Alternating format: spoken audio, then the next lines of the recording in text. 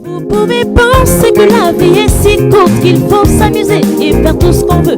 Profiter de tout encore et encore en se faisant plaisir et oubliant Dieu. Et vous croyez que c'est très bien et vous vous sentez satisfait.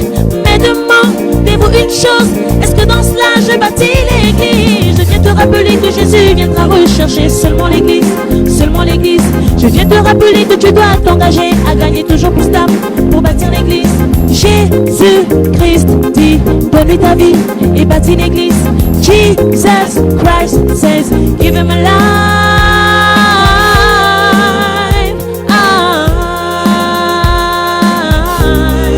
Bâtis l'église.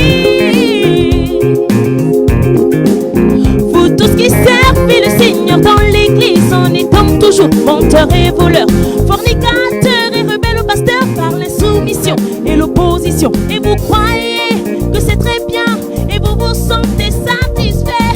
Mais demandez-vous une chose, est-ce que dans cela je bâtis l'église? Je viens te rappeler que Jésus viendra rechercher seulement l'église, seulement l'église. Je viens te rappeler que tu dois t'engager à gagner toujours plus d'âmes. Oh mon frère, ne nous laisse pas tomber. Bonjour ou bonsoir, selon l'heure à laquelle vous nous recevez.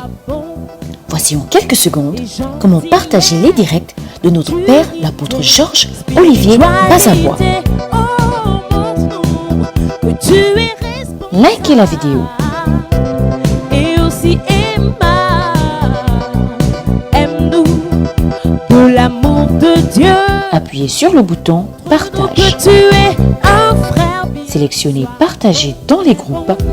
Sois gentil. Montre-nous ton premier amour.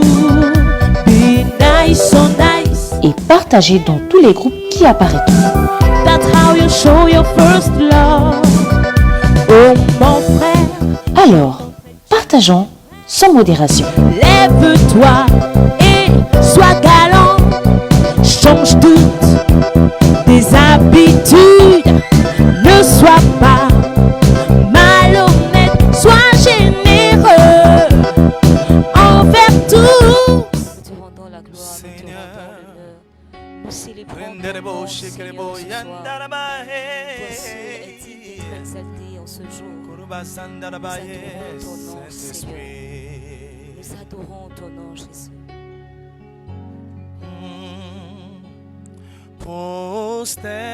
Prosterné, adorant Yahweh.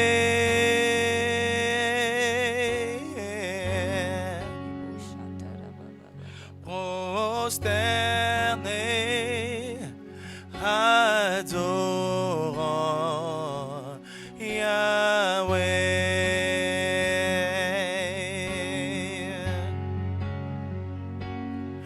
Yahweh, Yahweh, Yahweh.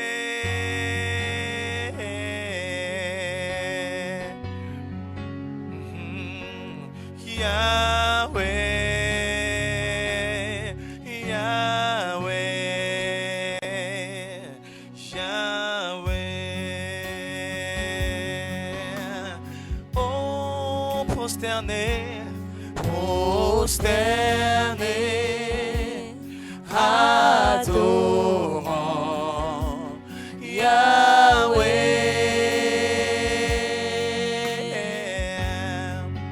Prosterné, prosterné, adorant Yahweh. Oh Yahweh, Yahweh.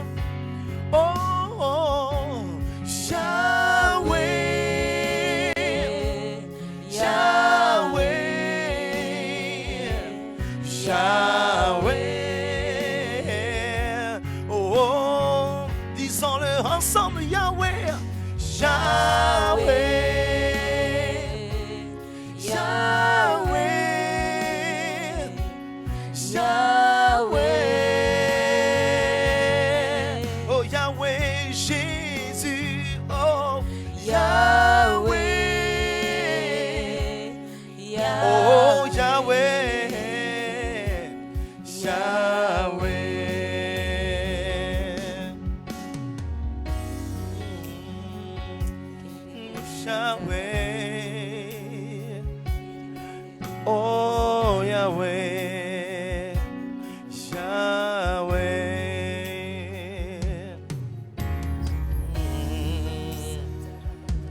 Nous adorons, nous adorons, nous adorons notre Dieu. Nous adorons, nous adorons. Nous adorons notre Dieu. Nous adorons notre Dieu. Nous adorons notre Dieu. Nous adorons notre Dieu. Nous adorons notre Dieu. Nous adorons notre Dieu. Nous adorons notre Dieu. Nous adorons notre Dieu. Nous adorons notre Dieu. Nous élevons, nous élevons, nous élevons. Nous élevons notre Dieu. Nous élevons, nous élevons. Nous élevons notre Dieu. Nous élevons notre Dieu. Nous élevons notre Dieu. Nous élevons notre Dieu. Nous élevons notre Dieu. Notre Dieu. Nous élevons notre Dieu. Nous élevons notre Dieu. Nous élevons notre Dieu. Nous adorons, Nous adorons notre Dieu. Nous adorons notre Dieu. Nous adorons notre Dieu. Nous adorons notre Dieu. nous adorons notre Dieu. Nous adorons notre Dieu. Notre Dieu. Nous adorons notre Dieu. Adorons, adorons l'agneau immolé pour nos péchés. Adorons, adorons l'agneau immolé pour nos péchés. Adorons, adorons, adorons l'agneau immolé pour nos péchés. Adorons, adorons, adorons l'agneau immolé pour nos péchés. Gloire à toi, Seigneur, nous voulons te célébrer. Gloire à toi, Saint-Esprit. Merci pour ta présence. Ta présence est réelle. Oui, Seigneur, nous voulons t'adorer, te célébrer, t'admirer ce soir, te contempler. Parce que tu es notre Dieu. Tu es notre Sauveur, celui qui nous a aimés le premier. Ton règne est établi au milieu de nous ce soir. Merci, Seigneur. Merci, Saint-Esprit. Oh, gloire à toi, Seigneur. Gloire à toi, Jésus. Merci pour ta présence au milieu de nous.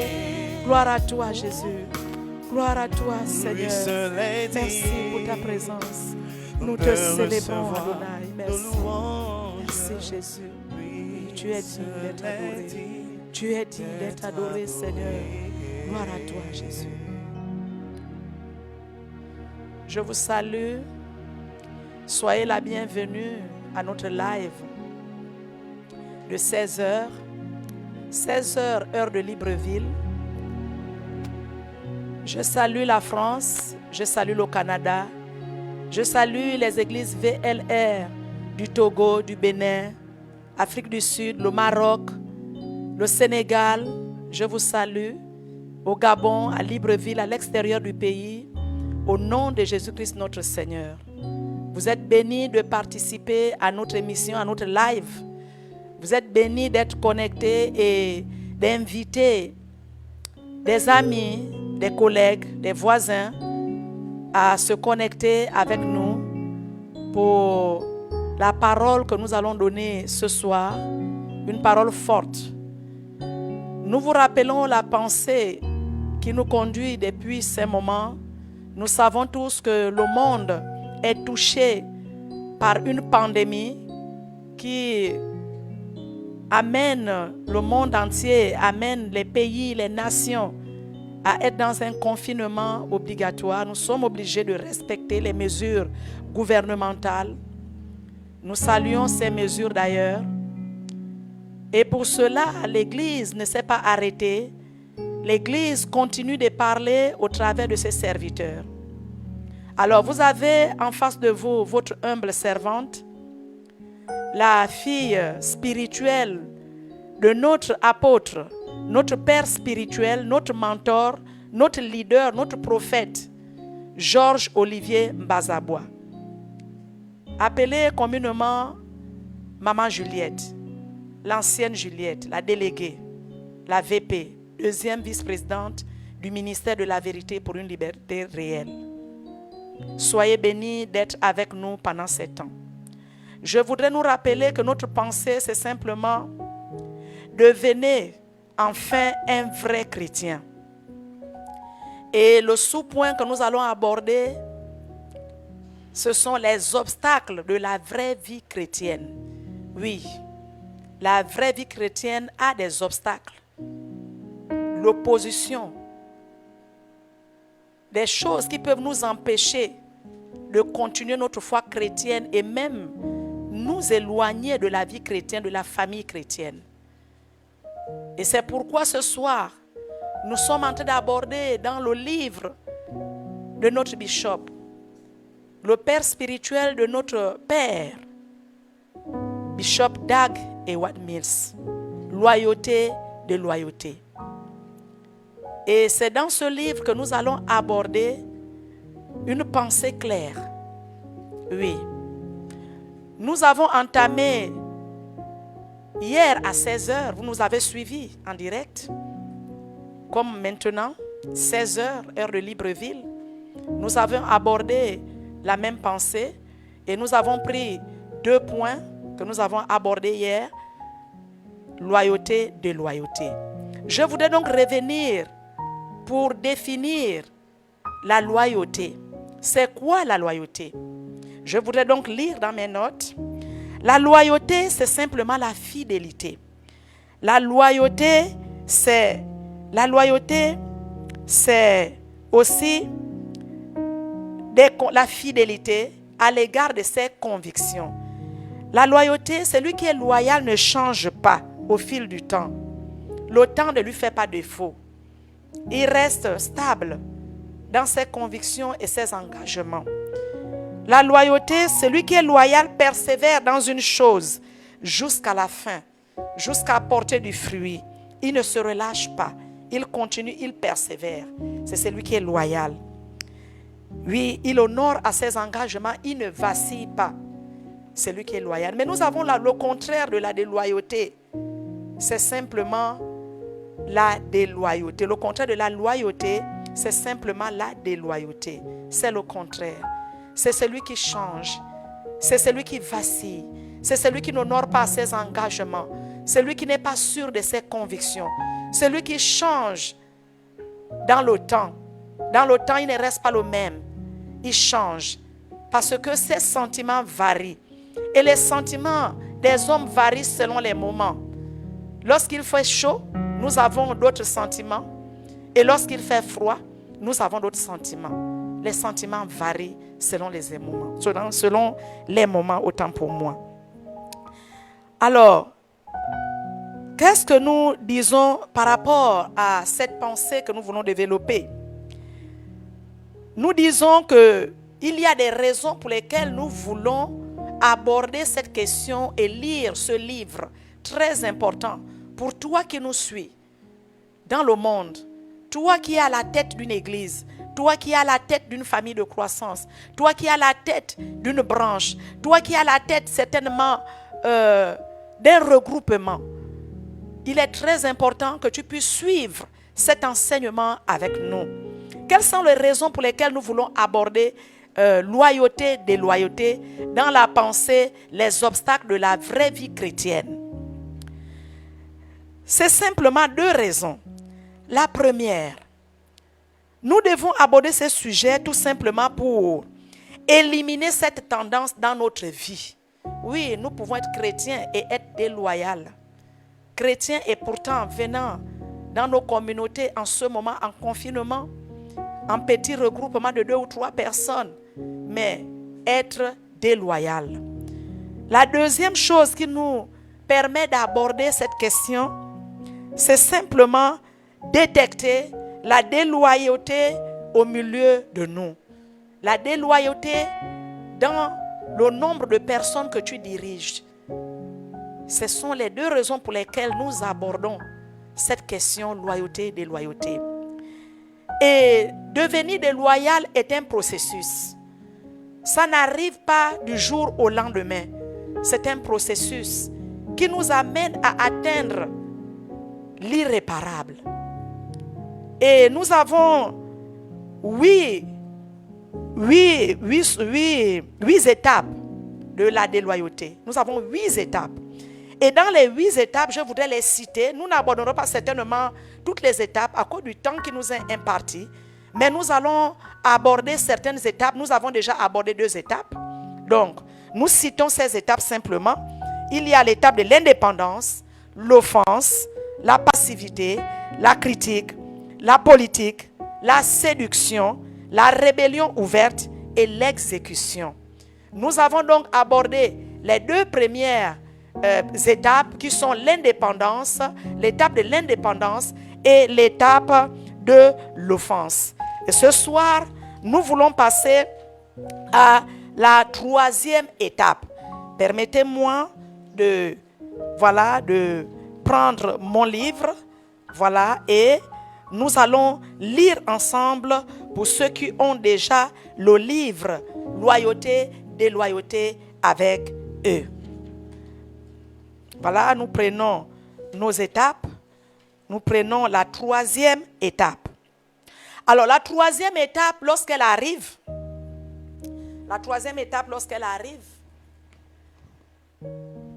elle arrive en passant par la 2e étape qui est l'offense. Alors, cette étape de blessure et de l'offense, ça veut dire lorsque quelqu'un est offensé, tout simplement parce qu'on a repris la personne, peut-être à cause d'un blâme, à cause d'une mise sous discipline, à cause d'une direction mal faite, à cause d'une attitude de négligence, et que notre responsable nous reprenne, nous blâme. On rentre donc dans l'offense. Et l'offense donc mène sur le chemin de la déloyauté et sur l'étape passivité. C'est quoi la passivité? La passivité, c'est simplement le comportement d'un chrétien au milieu de nous qui atteint un stade où il refuse maintenant de participer à tout ce qui est fait, à tout ce qui est dit. Il refuse de participer. Il se met à l'écart. Il vit comme s'il se contentait d'observer d'un air indifférent tout ce qui est en train de se faire dans l'église, dans le groupe où nous dirigeons. Et nous pouvons facilement les observer. Oui, il faut faire attention aux personnes indifférentes. Nous devons faire attention à ces personnes. Oui, il y a des personnes qui sont indifférentes. Elles sont, comment les reconnaître? Lorsque nous convoquons une réunion de prière, par exemple, elles ne viennent pas. Ces personnes refusent d'assister à la réunion de prière. Lorsque nous convoquons une rencontre, une activité qui implique toutes les personnes concernées, c'est-à-dire nous sommes dans un grand ministère, le ministère de la vérité pour une liberté réelle. Nous avons plus de 50 communautés au niveau du Gabon, pas seulement à Libreville, à l'intérieur du pays aussi et à Libreville. Nous sommes donc à plus de 50 communautés Et à l'extérieur du pays, nous avons plusieurs communautés. Nous avons plusieurs communautés. Alors, ces frères qui sont rentrés ou ces sœurs qui sont rentrés dans l'esprit de passivité, parce que c'est Satan, ce sont les démons, voilà, qui commencent par amener ces attitudes, ces comportements, le chrétien n'assiste plus aux activités. Il refuse de prendre part. Il refuse de se réunir avec ses frères. Nous remarquons que le raisonnement qui ressort, c'est simplement: je ne veux plus avoir de problème dans cette église. Je ferais mieux de rester dans mon coin. Je ne veux plus, parce que quand je vais encore dire, quand je vais encore faire, on va dire que. Ça, c'est la passivité. C'est un comportement de déloyauté que nous ne devons pas retrouver au milieu des chrétiens. Nous ne devons pas retrouver ce comportement dans un groupe. Non, nous devons le rejeter avec la plus haute énergie. Lorsque quelqu'un a l'habitude de participer à tout ce que nous faisons, nous devons continuer à participer à tout ce que nous faisons. Nous ne devons pas avoir une attitude de passivité, surtout en ce moment où nous sommes en confinement. Je te parle, chrétien de VLR. Je te parle certainement, toi, chrétien du monde, certainement leader spirituel. Toi qui as certainement la possibilité de rassembler quelqu'un, de rassembler 2 ou 3 personnes. Ces personnes avaient l'habitude de se rassembler, l'habitude d'être ensemble dans les activités. Maintenant qu'il y a le confinement, ton chrétien trouve maintenant la possibilité de trouver des raisons qui ne sont pas valables, des raisons qui sont fausses. Pour dire, voilà, je ne peux pas être là parce que. Ce sont des raisons fausses. Ce sont des raisons qui ne sont pas valables. Oui, la Bible nous dit dans le livre de Jérémie 48, verset 10, que maudit soit celui qui fait avec négligence l'œuvre de l'Éternel. Maudit soit. Et la Bible nous dit encore dans le même texte que maudit soit celui qui éloigne son épée du carnage. Nous sommes à un moment où nous sommes éprouvés. L'Église est éprouvée. L'Église doit prouver qu'elle existe parce que Jésus-Christ est bel et bien vivant. Jésus-Christ est ressuscité. Il existe toujours. Il est le même hier, aujourd'hui et éternellement. Le confinement ne doit pas amener au refroidissement qui amène la passivité. Le confinement ne doit pas amener le chrétien à retirer son épée du carnage. Nous sommes dans les temps de prière où nous devons repousser avec une haute énergie le virus COVID-19 dans les corps, dans les vies, dans le monde entier, afin que le monde, par la sagesse de Dieu, puisse trouver le médicament qu'il faut pour arrêter cette pandémie. Parce que c'est Dieu qui donne la sagesse et l'intelligence, même aux scientifiques. En ce moment, si les scientifiques sont dispersés et ébranlés, ne savent plus à quel sens se vouer, c'est tout simplement parce qu'ils ont refusé de se tourner vers le créateur de l'univers. Si vous vous tournez vers le créateur de l'univers par son fils Jésus-Christ va vous donner la sagesse, l'intelligence pour pouvoir trouver la solution à ce problème. Tout simplement parce que la solution de Dieu, c'est Jésus-Christ de Nazareth, le Fils de Dieu. C'est pourquoi, pendant ces temps où nous devons être rassemblés en petits groupes de 2 ou de 3 dans nos familles, dans nos maisons, nous devons refuser l'esprit de passivité. Nous devons refuser. Nous ne devons pas éloigner notre épée du carnage, de la prière, de la méditation en ce moment précis. Oui, ce passage nous montre que nous pouvons, Dieu attend que nous puissions participer lorsque nous avons quelque chose à apporter. Parce que Dieu a apporté ta pierre à l'édifice. Dieu a apporté ta pierre à la construction de ce que nous vivons actuellement. Et ta présence est urgente et capitale dans les familles de croissance. Ta présence est urgente et capitale dans ta famille pour pouvoir intercéder, prier. Parce que Dieu dit, je cherche un homme qui se tienne à la brèche. Oui, tu dois te tenir à la brèche avec ce que tu sais faire. L'évangélisation ne doit pas mourir. Nous devons continuer à prêcher, à parler de Jésus parce que ce n'est pas la fin. Le monde n'est pas arrêté.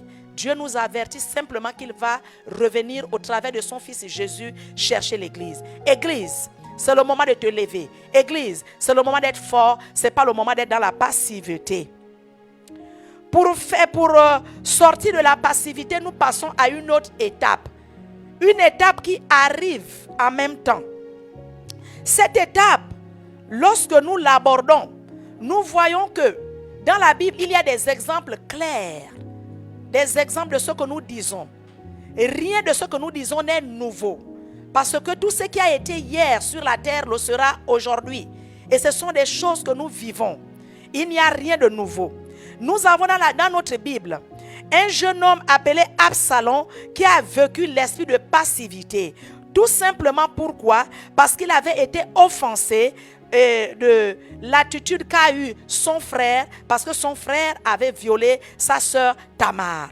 Lorsqu'il est arrivé dans l'esprit de passivité, la Bible nous dit dans le livre de 2 Samuel 13, verset 22, que Absalom ne parla ni en bien ni en mal à Amnon. Il n'avait rien dit.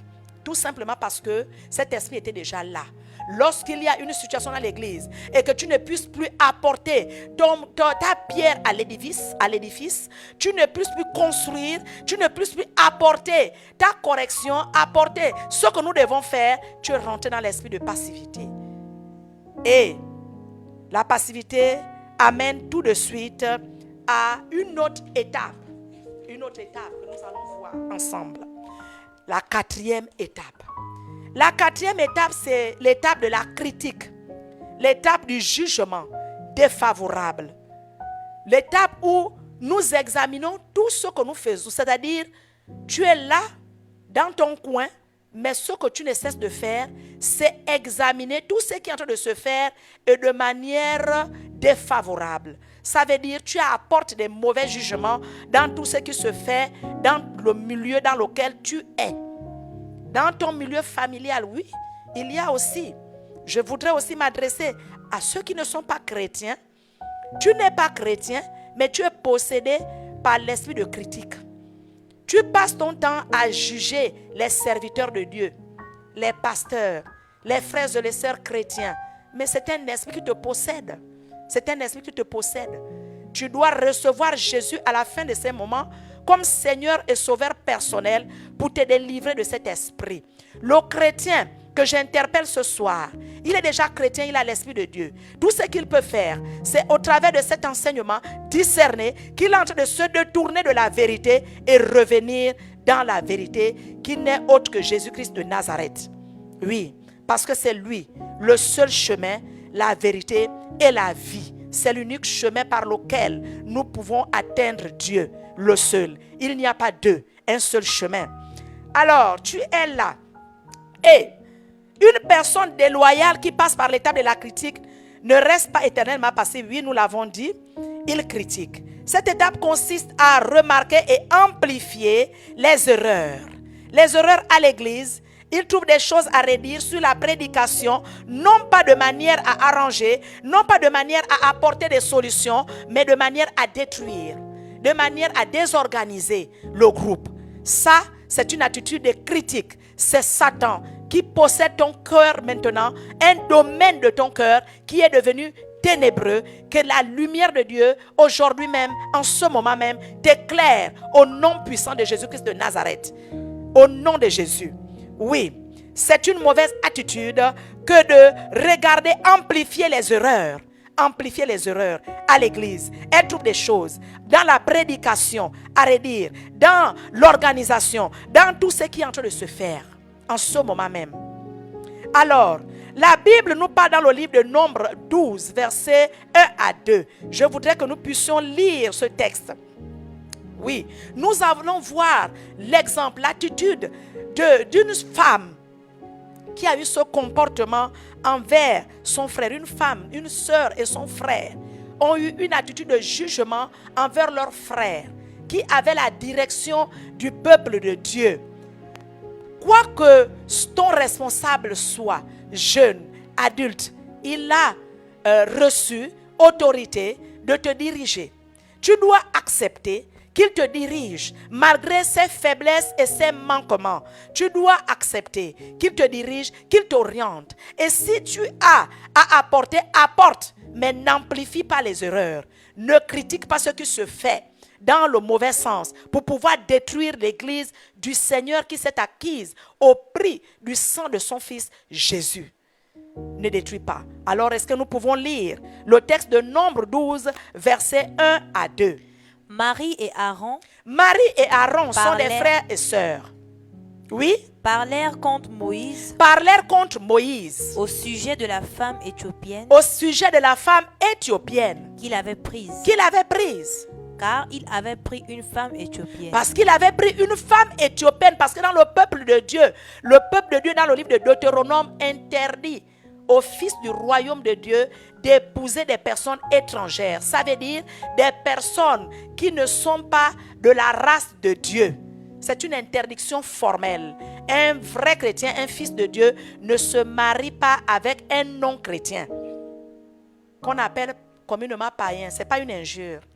Nous ne tissons pas alliance, mariage avec une personne qui n'est pas chrétienne. Mais en ce temps, Dieu lui-même savait ce qu'il faisait avec son serviteur. C'est pourquoi, lorsqu'un serviteur de Dieu prend des directions, prend des orientations, frère, sœur, regarde, ne dis rien. Suis seulement ce qu'il te demande de faire. Fais selon ses instructions.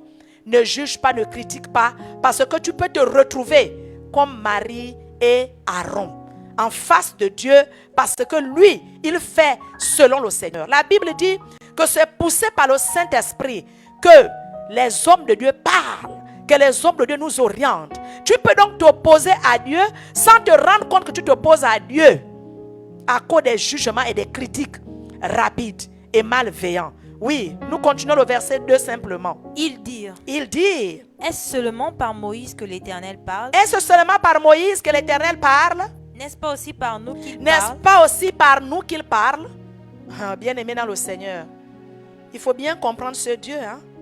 Ce Dieu, il est profond. Ce Dieu est tellement vaste. Ce Dieu est tellement grand que tu ne peux pas le cerner. Tu ne peux pas le cerner.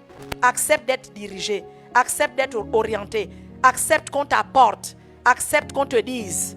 Parce que ce que tu ne connais pas, ce que Dieu peut parler à ses serviteurs sans qu'il n'ait dit ce qu'il voulait dire à ses serviteurs et à ses servantes. Ne dis pas, j'ai aussi le Saint-Esprit. Attention, même quand tu as le Saint-Esprit, tu dois être attesté. On doit attester. On doit accepter. On doit examiner. On doit voir. L'Église doit accepter que oui, son appel n'est pas contesté.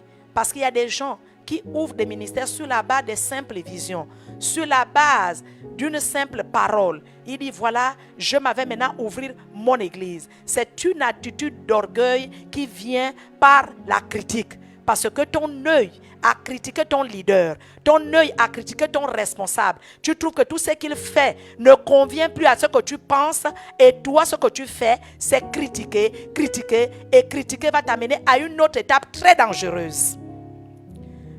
Alors, Dieu a réprimé Marie et Aaron à cause de Moïse. Dieu a réprimé ces personnes. Même dans le Nouveau Testament, l'apôtre Paul a réprimé des frères comme Hyménée et Alexandre qui ont voulu s'opposer à la volonté de Dieu dans sa vie. L'apôtre Paul les a réprimés. Gloire à toi, Seigneur. Merci parce que nous savons que tu es là, tu es avec nous. Tu es présent et nous continuons à inviter les chrétiens, à inviter tous ceux qui nous suivent, les leaders, à partager ce live avec nous. Nous vous invitons aussi à participer par vos offrandes, à soutenir ce grand ministère de la vérité pour une liberté réelle. Nous avons des contacts que nous affichons au bas de l'écran. Ces contacts nous permettent à l'extérieur comme à l'intérieur du pays de participer, de donner vos offrandes. Voilà, par ces numéros de téléphone. Au Gabon, nous avons MobiCash, nous avons RTL Money. Participez, faites votre offrande. En ce moment, transférez ce que vous avez. Voilà, versez dans les comptes. Les numéros de téléphone s'affichent. C'est un très grand ministère et nous bâtissons le royaume de Dieu. Nous construisons des églises partout dans le monde. Gloire à toi, Seigneur. Merci d'être avec nous dans ce live.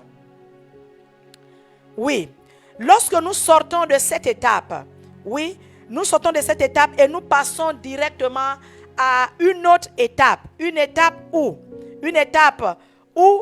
nous voyons la 5e étape, l'étape de la politique. L'étape de la politique, oui. L'étape de la politique est une étape très dangereuse. Vous savez, lorsqu'on a un œil critique, je voudrais rapidement aborder cette question, rapidement avant de fermer, voilà la 4e étape, qui est l'étape de la critique, bien aimé dans le Seigneur, avant de passer à l'étape politique. Il faut que je le dise. Vous savez, Absalom était le fils du roi, mais il voyait d'un œil critique, voilà tout ce que son père faisait. C'est-à-dire, il voyait des imperfections dans la direction de son père. Il voyait d'un œil critique tout ce que le père faisait. Il trouvait que ce n'était pas bon, il fallait qu'il fasse ci, il fallait qu'il fasse... Et il était toujours assis, prêt à corriger, prêt à redire les défauts de son père. Il était obsédé tout simplement pourquoi? Parce qu'il voulait prendre la place de son père. Et beaucoup de personnes, surtout vous jeunes, je m'adresse aux jeunes leaders, aux jeunes établis au-dessus des autres. Vous les jeunes, vous devez être interpellés, les hommes en particulier. Vous devez être interpellés. Beaucoup de femmes ne sont pas trop dans les histoires de prendre le ministère, d'avoir un ministère, de construire le ministère. Beaucoup de femmes ne sont pas trop dans ça. Oui, mais les hommes, les jeunes, souvent vous refusez d'être repris. Souvent vous refusez d'être commandés, d'être dirigés par deux fois des frères comme vous, qui ont le même âge que vous. Et ça vous amène à ces étapes que nous sommes en train d'énumérer.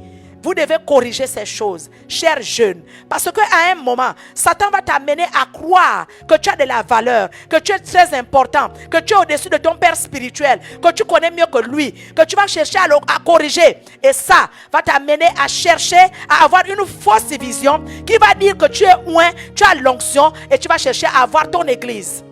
Mais j'arrive. Je suis en train de passer à une autre étape. Suis avec moi cette étape. C'est l'étape de la politique. L'étape de la politique. Quand une personne franchit l'étape de la politique, elle essaie d'amener les autres à te suivre. Lorsque tu es dans la politique, tu veux maintenant amener les gens à adhérer à ton mauvais comportement que tu as reçu des démons, de Satan, qui t'amène à croire que tu connais quelque chose alors qu'en réalité tu ne connais rien. Tu connais le ministère? Tu connais le ministère? Le ministère, avoir la révélation que je vois mon père avoir chaque jour. Oh Dieu, avoir la révélation que je vois mon père avoir chaque jour. Il n'y a que Dieu. Dieu pour être avec un homme et voir un homme faire réaliser tout ce que je vois cet homme réaliser. Je dis Dieu est avec lui. La façon dont je vois l'onction de Dieu couler sur sa vie avec des révélations comme je n'ai jamais vu, tu vois bien que le Seigneur l'accompagne. Le Seigneur l'a vraiment appelé. Attends, toi tu vas commencer le ministère, mais ça va s'arrêter en 2-4. Mais il y a des gens qui partent des ministères, mais en 2 mois, 3 mois, 6 mois, on ne les voit même plus paraître dans les audios qu'ils faisaient, dans les Facebook. On ne les voit plus. Ils sont morts spirituellement parce qu'ils n'ont plus rien à dire. Ils ont même utilisé les livres de leur père. Mais puisque l'onction ne peut pas accompagner les traîtres, ils sont morts dans ce qu'ils font. Ils sont morts. Vous avez à vous repentir. Repentez-vous, bien-aimés. Repartez chez vos pères. Demandez pardon. Reconnaissez que vous avez échoué parce que l'humilité précède la gloire. Il faut que ton père te recommande. Il faut que ton père reconnaisse que tu as été appelé. Mais si tu veux t'improviser, c'est l'œuvre de Satan qui t'amène à t'improviser. Alors ici, Bishop Papa Dag dit que quand une personne franchit l'étape de la politique, elle essaie d'amener les autres à adhérer à ses idées et ses philosophies. Les politiciens fonctionnent grâce au pouvoir des opinions des autres. Beaucoup d'hommes politiques ne peuvent pas dire la vérité parce qu'ils veulent plaire aux gens.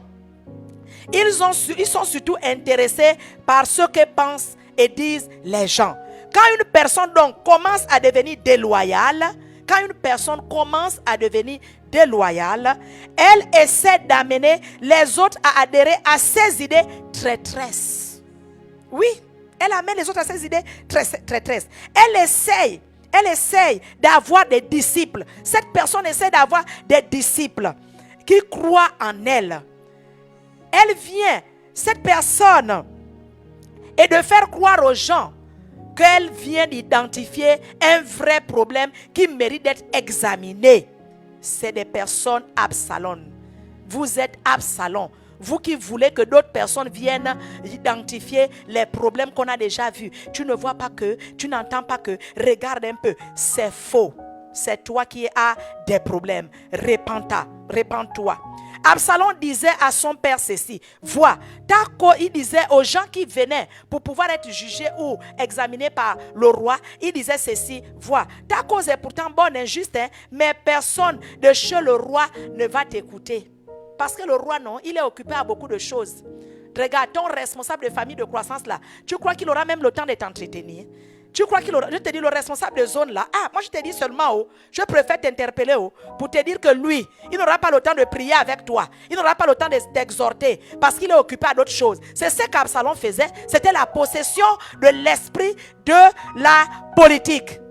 C'est un esprit très dangereux, très dangereux.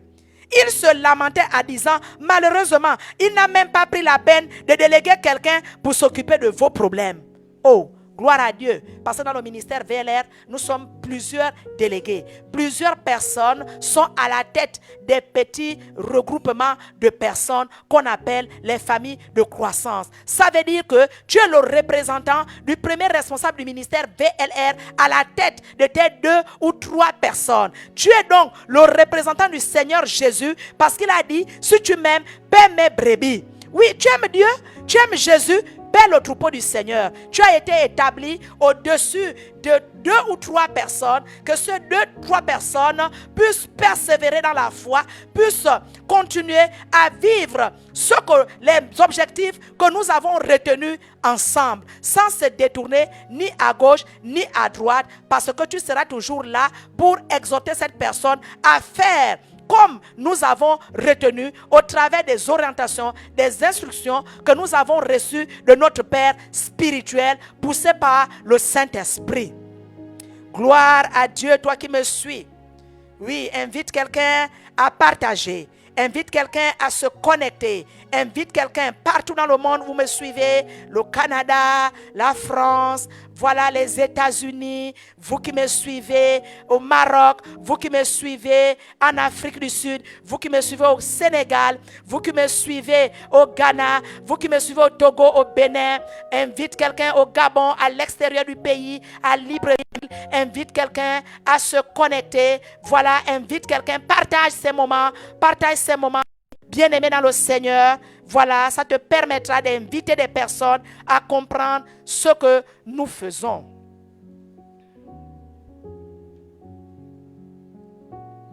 Gloire à Dieu, gloire à Dieu, gloire à Dieu, gloire à Dieu, gloire à Dieu. Voilà, notre Père sera là à notre émission de 20h. Je vous exhorte donc à être connecté à 20h parce que la thématique qu'il aborde est très importante. Oui, parce qu'il dit, oui, la pensée c'est simplement, devenez enfin un vrai chrétien. Et la thématique de mon père hier a bouleversé ma vie parce que beaucoup de chrétiens pensent qu'ils ne doivent pas souffrir. Lorsqu'ils passent par la souffrance, ils sont prêts à abandonner la foi. Gloire à Dieu, nous continuons avec notre pensée de ce soir. Loyauté de loyauté sur le thème,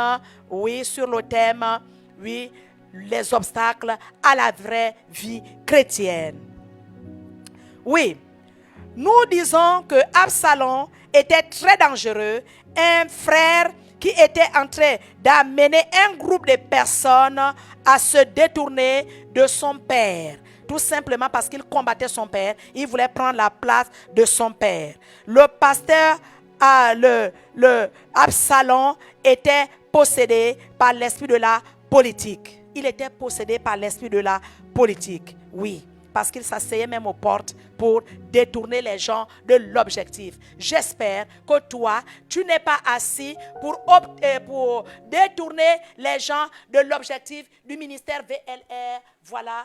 pendant l'année sacrificielle. Nous sommes dans l'année sacrificielle et nous sommes très contents de l'annoncer, tout simplement parce que nous sommes dans l'année où nous devons souffrir, parce que nous devons bâtir les églises. L'église, la chose la plus importante que notre Seigneur viendra enlever. Il ne viendra pas enlever la maison, ta maison que tu as construite avec des belles choses à l'intérieur. Il ne viendra pas enlever ces choses. Il ne viendra pas enlever, voilà, ta voiture. Il ne viendra pas enlever tout ce que tu as rempli dans ta maison. Oui, la Bible nous dit que nous devons vivre le contentement. Ce que nous avons de peu nous suffit. Le plus important, c'est bâtir l'église. Et nous devons ensemble comprendre ces choses. Oui, l'étape de la politique est donc une étape très, très, très dangereuse. Une étape très dangereuse. Oui. Lui, il disait, Absalom était en train de gagner des cœurs pour sa cause. Il gagnait des cœurs pour sa cause. Plusieurs personnes, lorsqu'elles sont à cette étape, veulent gagner des personnes à leur cause. Oui, c'est ce que ces personnes font.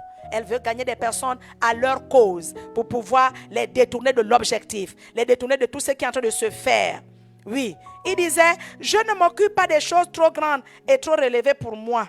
Oui, petit à petit, ces personnes arrivent à étendre leur dissentiment à un groupe de chrétiens crédules. Oui, c'est très dangereux. Et voyez-vous, l'étape de la politique, vous savez là où cette étape amène? Cette étape amène beaucoup de gens à dire, ah, vraiment, tu sais, mon leader, mon responsable, est-ce que tu sais ce que les gens disent? Est-ce que tu sais ce qu'ils pensent de toi? Ah, il paraît que les gens disent ça, les gens disent ci. Faites attention aux personnes qui viennent trop vous dire des choses. Ce sont des personnes très dangereuses qui veulent déstabiliser. Les gens qui sont toujours en train de se plaindre des autres, toujours en train d'aller dire, jusqu'à quand tu vas aller dire des autres. Tu es dangereux. Tu es dangereuse. Il ne faut pas toujours dire non. Ça ne veut pas dire qu'on ne peut pas se plaindre du comportement de quelqu'un. Non, je ne l'ai pas dit. Il ne faut pas mal m'interpréter. Interprète-moi bien selon ce que nous sommes en train de dire par rapport aux étapes que nous sommes en train d'aborder ce soir. Les étapes de la déloyauté. Déloyauté est donc mérite d'être prêché, mérite d'être enseigné parce que ce sont des choses que les gens vivent, même au niveau gouvernemental, même au niveau familial, au niveau de l'église. Ce sont des choses que les gens vivent. Vous devez donc être connecté, partager et sortir de la déloyauté dans votre famille, dans votre église, dans votre pays. Sortez de la déloyauté. Ce n'est pas un comportement chrétien, ce n'est pas un comportement bien. La maison d'Absalom, la maison des personnes qui rentrent dans la politique, c'est la maison du regroupement de là où on prie maintenant pour le responsable. On commence à dire non, vraiment, il faut qu'on prie pour lui. Il faut qu'on prie. Il est en train de se perdre. Il a perdu la vision. Quelle vision? Tu connais la vision? Toi, tu connais la vision. Quand Dieu a parlé avec son serviteur, tu étais là. Tu étais présent. Tu connais ce qu'ils se sont dit. Tu connais ce qu'on appelle une vision. Toi, tu commences à dire, il a perdu la vision. Parce qu'il change, il est en train d'amener le ministère dans où le Saint-Esprit veut l'amener. La Bible dit que le vent souffle où il veut. Le vent souffle où il veut. Qui peut arrêter le vent? Mais comment tu peux arrêter un homme plein d'esprit? Comment tu l'arrêtes? Tu ne peux pas l'arrêter. Mais toi, tu penses que tu dois maintenant amener les gens à prier pour lui. Vraiment, prions vraiment. Dans ta maison, ta maison devient le lieu de prière du leader, du responsable, celui qui te dirige, du responsable de famille de croyants, du responsable de zone, du responsable de ton église. C'est le lieu de prière maintenant. C'est très, très, très dangereux pour toi. C'est très dangereux, je te le dis. Sors de ça au nom puissant de Jésus-Christ de Nazareth. Oui, nous continuons notre lecture. Nous n'avons pas terminé. Nous sommes en train de continuer. Oui. Le lieu où on débat. Le lieu où on parle de la manière dont il boit de l'eau pendant qu'il prêche.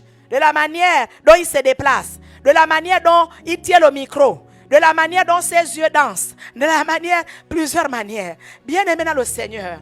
Oh, sortons de ces choses. Sortons de cette étape de la critique. C'est une très mauvaise chose.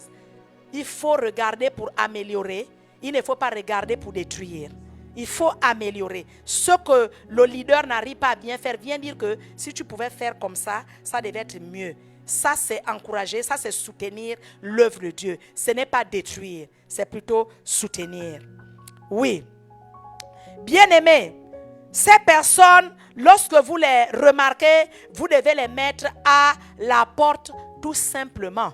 Parce que c'est des personnes très dangereuses. Oh non, ne chasse pas n'importe quel frère alors que tu n'as même pas tenté d'abord de récupérer ton frère. La Bible nous dit que nous devons d'abord parler à notre frère, à 2, et ensuite à 3, et ensuite à l'église. Mais toi maintenant directement, dès que j'ai fini de parler, tu as remarqué que le frère a une petite attitude. Tu parles maintenant, dit que tu as entendu, la VP a dit, il faut partir d'ici. Tu n'es pas chrétien de Bel-Air, tu es déloyal parce que c'est faux. C'est toi qui as un problème. Toi, tu es déloyal. Toi, tu n'es pas sérieux parce que tu veux perdre l'âme du Seigneur pour laquelle le sang de Jésus a coulé. Tu dois d'abord chercher à gagner l'autre. Gagner, gagner, gagner, gagner jusqu'à perdre ton souffle pour gagner l'autre.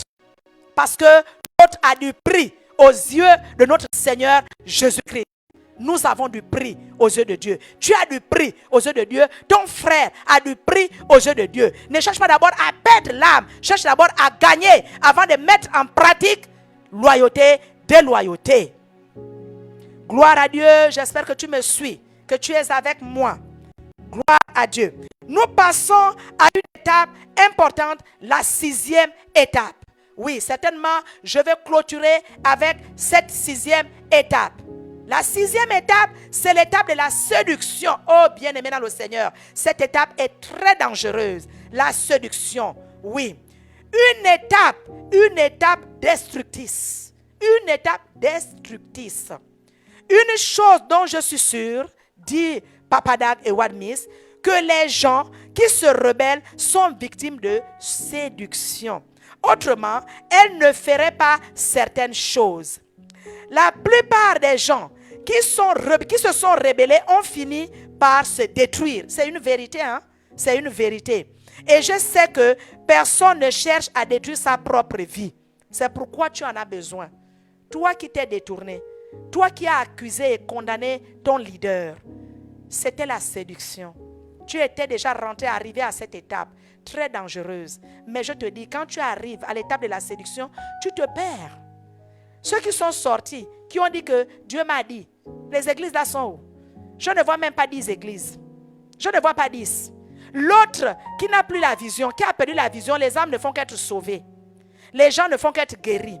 Les gens ne font que changer de comportement. Les gens ne font que se repentir dans son ministère. Mais toi, ton ministère, depuis que tu as commencé là, tu as combien d'églises? Tu as combien de personnes sauvées? Combien de personnes te suivent? Une personne. Deux fois c'est 20. Oui. Peut-être que tu te dis que avec 20 personnes, nous irons au ciel. Non, tu fermes la porte du royaume. Dieu est venu sauver les nations. Il n'est pas venu sauver une personne. Oui, une personne a du prix aux yeux de Dieu. Parce que lorsqu'une personne se perd, Dieu demande de laisser les 99. C'est la vérité. Il faut bien me comprendre. Je dis, toi, qui t'es rebellé de ton père spirituel, tu as combien d'églises maintenant? Parce que toi, tu as dit qu'il a perdu la vision. Toi, tu as dit qu'il n'est plus chrétien. Toi, tu as dit qu'il est maintenant ailleurs. Mais tu as combien d'églises? Depuis là, tu tournes en rond, tu es obligé d'abandonner. On ne te voit plus, on ne te suit plus. Tu as tout abandonné. C'est très dangereux, ça c'est l'orgueil. C'est l'étape de la séduction là. Maintenant, il faut m'écouter pour que tu sortes de ça parce que Satan est passé par là. Et toi aussi, tu es possédé par le même esprit. Tu peux être délivré dès ce soir au nom puissant de Jésus-Christ de Nazareth. Voilà. J'aimerais vous présenter certains types de séduction que rencontrent habituellement les serviteurs de Dieu. Oui, servantes et serviteurs de Dieu de l'évangile. Lorsque sur le chemin de tu es sur le chemin de l'église, sache que le chemin de la déloyauté te poursuit. Vous réaliserez néanmoins que tous les serviteurs de Dieu sont tentés par ces pensées. Beaucoup de personnes rebelles sont séduites lorsqu'elles croient être meilleures que leurs supérieurs. Lorsque tu es là, pendant que ton supérieur parle, tu penses que oh, c'est pas ça, c'est pas comme ça. Voilà les versets bibliques qui devaient sortir. Voilà ce qui devait être dit. Voilà la manière dont on devait organiser. Voilà, toi, tu es rentré dans l'étape de la séduction. Parce que tu penses que tu es meilleur. Vraiment, suis-moi bien, suis-moi, regarde-moi. Regarde-moi, connecte, invite des personnes. Cette étape est très importante. Je t'en supplie, regarde-moi. Regarde-moi bien, suis ce que je vais dire. Jean 14, verset 12 dit ceci, les œuvres que j'ai faites, il en fera de plus grandes. C'est Jésus qui parle. Jésus dit que celui qui devait le suivre devait faire de plus grandes choses. Ça veut dire donc que les fils spirituels de Jésus pouvaient faire plus que Jésus. Ça ne dérangeait pas Jésus, notre Seigneur. Un fils peut faire plus que son père. En quoi ça va déranger un père? Mais pourquoi tu penses que si tu fais plus, tu es meilleur? Tu n'es pas meilleur parce que tu fais plus. Un père veut toujours qu'un fils fasse mieux. Oui, lorsque nous avons nos parents, il y a des parents qui ne sont pas arrivés en 3e, mais ils nous ont éduqués d'une très bonne éducation. Est-ce que ça veut dire que tu es meilleur que ton père simplement parce que tu es arrivé en terminale? Parce que tu as le doctorat et ton père n'a pas eu le doctorat? Ça veut dire que donc ton père ne peut plus te conseiller. Ton père ne peut plus rien te dire. Parce que toi maintenant, tu es meilleur que ton père. C'est très dangereux de penser comme ça. Oui, Papa Dax dit ceci. Il arrive que dans le ministère, qu'un fils s'élève et fasse mieux que son père, Jésus, semblait ne pas être dérangé par le fait que certains de ses disciples opèrent plus de miracles. Plus de miracles que lui. En fait, il avait prédit que ses stagiaires feraient de plus grandes choses que lui. Et il en était heureux. Oui, Jean 14, 12, je l'ai dit. L'histoire a prouvé qu'il disait vrai. Aujourd'hui, les évangélistes prêchent à des foules plus grandes que celles que Jésus a prêchées. Vrai ou faux? C'est vrai. C'est la vérité. Oui. Aujourd'hui, plusieurs hommes de Dieu, plusieurs frères dans la foi, oui, ont des écoles bibliques. Vrai ou faux? C'est vrai. Plusieurs hommes de Dieu ont parcouru plus de 320 kilomètres. Oui, mais Jésus n'a pas parcouru tous ces kilomètres-là. Gloire à Dieu. À l'endroit, il y a des serviteurs de Dieu qui ont écrit des milliers et des milliers de livres que nous utilisons. La preuve, ce soir, je suis en train d'utiliser un ouvrage. Je suis en train d'utiliser un ouvrage écrit par un fils de Dieu. Par un fils de Dieu. Loyauté, déloyauté. C'est la preuve. Est-ce que Jésus-Christ a écrit des livres comme pour atteindre le nombre de livres du bishop Dag et Waldmis? Non. Mais et pourtant, il reste le Fils de Dieu, le Christ. C'est lui. Mais pourquoi? Parce que tu fais plus, tu penses que tu es le meilleur. C'est très, très dangereux. Voilà. Jésus a ressuscité. Jésus n'a ressuscité que 2 personnes. Mais on dit que quelqu'un comme Smith, Wigglesworth, qu'il a ressuscité 21 personnes à la fin de sa vie. Jésus a été cruellement assassiné par ses ennemis bien-aimés et condamné aux côtés des voleurs, d'un voleur. La plupart des pasteurs quitteront le monde honorés comme Jésus n'a pas été honoré. Alors qu'il était en train de mourir, les soldats misaient sur la seule tunique qu'ils possédaient. Oui, mais de nos jours, la plupart des ministres ont plus de biens sur la terre que Jésus n'a eu. Tout cela n'a pas fait de nous, tout cela ne fait pas de nous des êtres supérieurs à Christ. Non, ça ne fait pas de nous des êtres supérieurs à Christ. Christ reste Christ roi. C'est lui le roi des rois, le Seigneur des seigneurs. C'est lui, c'est son nom qui a été souverainement élevé au-dessus de tous les noms. Et au nom de Jésus, tout genou fléchit, tout genou. Bien-aimé dans le Seigneur, le serviteur n'est pas plus grand que son Seigneur, ni l'apôtre plus grand que celui qui l'a envoyé. Il est dommage que lorsque nous faisons des petits progrès dans le ministère, nous nous mettions à penser que nous sommes supérieurs à tous ceux qui nous ont précédés. Oh bien-aimé, ne te sens pas supérieur parce que tu fais mieux. Ne te sens pas supérieur parce que tu fais mieux que ton responsable de famille de croissance. Je t'en supplie. Si tu es assistant et tu as la possibilité d'ouvrir 10 familles de croissance ou 20, alors que ton responsable de famille de croissance n'a ouvert que 2 familles de croissance, gloire à Dieu. Mais ne te sens pas supérieur à lui. Parce que même lorsque le Saint-Esprit distribue les dons spirituels, les capacités surnaturelles, ces dons et ces capacités sont distribués selon la mesure de la foi de chacun de nous. La mesure de la foi de chacun de nous. Donc si tu fais bien, si tu fais plus, ne te sens pas supérieur. C'est l'étape de la séduction. La séduction est très dangereuse. Ne méprise pas ton maître, ne méprise pas ton responsable. Regarde ce texte. Ézéchiel 28, verset 14. La Bible dit, tu étais un chérubin protecteur. Je t'avais placé. Je t'avais placé, retiens ce mot.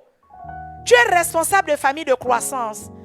Tu es certainement établi quelque part dans ton lieu de travail. Mais c'est quelqu'un qui t'a placé. Tu es responsable de l'église. Quand tu es arrivé, tu ne savais même pas que tu vas diriger une église. Tu ne savais pas que tu vas diriger une famille de croissance en ce moment de confinement, en ce moment difficile. Mais c'est quelqu'un qui t'a placé. Tu as été assistant de quelqu'un et quelqu'un a dit, prends cette famille de croissance, je prends une autre famille de croissance. Quelqu'un t'a placé. Mais parce que quelqu'un t'a placé, tu deviens supérieur. Parce que maintenant tu fais mieux. Lucifer avait oublié que sa perfection, sa sagesse et sa beauté lui venaient de quelque part. Il l'avait oublié. En fait, ces choses avaient été créées. Ce que vous savez, c'est quelqu'un qui vous l'a appris. Tout ce que vous savez faire, tout ce que vous allez bien faire au-dessus de votre supérieur, c'est quelqu'un qui vous l'a appris. Ne pensez pas donc que vous êtes meilleur. C'est très dangereux de penser même comme ça. Parce que tu connais peut-être tous les livres. Tu lis tous les livres mieux que ton leader, mieux que ton responsable. Tu lis tous les versets bibliques, tu les connais en tête. Tu peux les citer en grand nombre. Mais papa, maman, ma fille, ma soeur, je t'en supplie, ne pense pas être supérieur. Sinon, tu es dans l'étape de la séduction. Répands-toi si tu es déjà dans cette étape. Reviens à l'humilité. Reviens à la simplicité de Jésus. Qui ne sait pas regarder comme étant égal à Dieu. Il ne sait pas regarder comme ça. Et pourtant, il pouvait marcher en disant que c'est qui le Père? C'est quoi le Père? Je suis égal à lui. Je suis donc. Il ne l'a pas fait.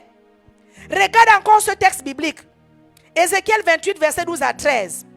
Tu étais plein de sagesse, parfait en beauté. Je paragraphe simplement. Tu étais plein de sagesse, parfait en beauté. Tu fus créé. Lucifer avait oublié qu'il avait été créé par Dieu. Il a oublié. Des fois, tu peux oublier que tu as été fait, que tu as été formé. Tu peux oublier. La séduction arrive par le succès. Lorsque tu as le succès, lorsque tu fais bien des choses, lorsque tu sais réaliser, lorsque tu réussis tout ce que tu fais, c'est fini. La séduction arrive. Oui, la séduction est une étape très dangereuse. Très dangereuse.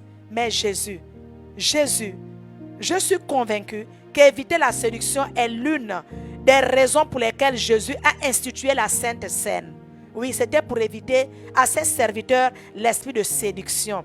C'est pour rappeler à chacun de nous que nous ne sommes rien. C'est pour rappeler à chacun de nous que nous ne serons jamais le Christ. C'est pour rappeler à chacun de nous que nous devons nous rappeler là où nous venons. Comment tu as commencé, comment tu es arrivé dans le ministère. C'est pour rappeler à chacun de nous ce que nous sommes devenus et comment nous avons commencé. Oui, bien-aimés dans le Seigneur, il faut se rappeler. Il a dit, faites ceci en mémoire de moi. Je voudrais, pour finir, avant de prier, t'interpeller. Toi qui n'es pas chrétien, toi qui n'es pas fils de Dieu, toi, ces choses sont en toi, plein. Elles sont pleines en toi. Tu n'es pas rempli de Dieu. Tu es rempli de la passivité. Tu es rempli de l'esprit de critique. Tu es rempli de la rébellion, de la séduction dans ton cœur. Toi, tu dois te convertir. Tu dois revenir à Dieu. Parce que les fils de Dieu, ils ont la grâce d'être déjà fils de Dieu. Ils peuvent simplement, rapidement se repentir, reconnaître, identifier la chose et sortir de cette chose. Mais toi, tu as besoin de Jésus. Est-ce que tu peux recevoir Jésus ce soir avec moi? Oui, reçois Jésus. Je veux prier quelques minutes avec toi. Oui, baisse ta tête. Confesse Jésus. Accepte Jésus comme l'unique Seigneur et Sauveur personnel de ta vie pendant ces moments difficiles. La seule solution pour le salut de tous les hommes, pour le salut du monde, c'est Jésus-Christ de Nazareth. Oui, Jésus-Christ nous évite l'enfer. Aujourd'hui, tu fuis le Corona-19, le Covid-19. Tu fuis, tu ne veux pas être atteint, c'est vrai. Mais tu vas mourir, que tu le veuilles ou pas. Tu iras où à la fin de tes jours? Sur la terre. Le nom de Jésus est le nom qui nous conduit dans le seul chemin que Dieu nous a tracé pour aller au paradis. C'est le nom de Jésus. Le seul nom qui a été élevé au-dessus de tous les noms. La Bible dit qu'il est le chemin, la vérité et la vie. Nul ne peut venir au Père que par lui. Alors accepte de venir au Père par le chemin que Dieu lui-même a tracé, Jésus-Christ. Baisse ta tête, prie avec moi. Seigneur Jésus, je te dis merci. Parce que tu es le Dieu de miséricorde. Ce soir, je reconnais que je ne suis pas enfant de Dieu. Et j'ai détruit ma famille par des comportements de passivité. J'ai détruit ma famille par la critique. Je détruis ma famille en critiquant l'église que Dieu a interdit de critiquer. Je suis donc un rebelle. Je suis désobéissant. Je n'ai pas suivi le chemin de Dieu depuis longtemps que l'évangile passe. Seigneur, pardonne mes péchés. Maintenant, Seigneur, je t'invite à rentrer dans mon cœur. Fais de moi ton enfant, la personne que tu veux que je sois le reste de mes jours. Merci, Seigneur, pour le pardon de mes péchés. Merci pour la vie éternelle. Au nom de Jésus-Christ de Nazareth, je voudrais en même temps rapidement prier pour ces points que nous venons de voir. Je voudrais prier avec toi afin que Dieu te donne la capacité surnaturelle de sortir de ces choses si tu étais déjà dans ce chemin.